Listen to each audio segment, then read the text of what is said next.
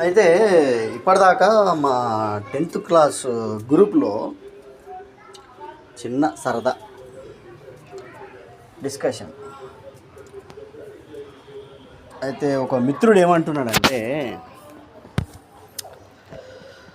జోకులు వేస్తేనో ఎదుటివారి మీద పంచులేస్తేనో గొప్పోళ్ళం అయిపోము, సంపద ఉండాలి, పైసలు ఉంటేనే గొప్పోళ్ళం అవుతాం అని ఒక కళ్ళు తెరిపించేటటువంటి నగ్న సత్యాన్ని వివరించాడుతున్నాం కదా. అంతే కూడా కదా, మన పైసలు ఉంటేనే గొప్ప.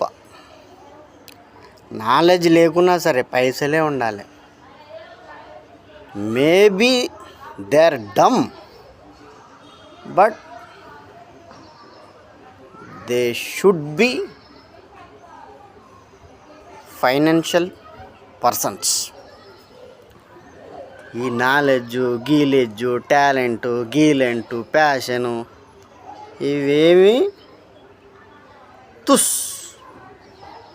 పనికిరావు. మనకు కావాల్సింది ఏంటి?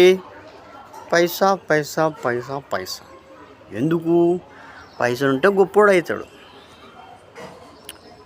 పైసలు ఉంటే ఆటోమేటిక్గా సొసైటీలో నువ్వు అడగకుండానే రెస్పెక్ట్ వస్తుంది. పైసలుంటే కర్ణుడికి కవచకుండలాగా ఒక శక్తి వస్తుంది. So without money there is no respect. So వాడు చెప్పేది అనమాట. ఎందుకంటే వాడి దగ్గర డబ్బులు ఉన్నాయి కదా. ఇప్పుడు దాని గురించి అట్లా చెప్తుండు, తన భావోద్వేగాన్ని వ్యక్తపరుస్తుండు. తప్పలేదు. ఎందుకంటే ఒక సామెత ఉంది కదా, ఎవడికి ఏముండదో అదే వెతుకుతాడు అన్నట్టు. అలాగే ఇంకోటి, వాడికి అది ఉంది కాబట్టి దాని గురించి చెప్తుండు. నాలెడ్జ్ సైడ్ వచ్చింది అనుకో చెప్పలేడు.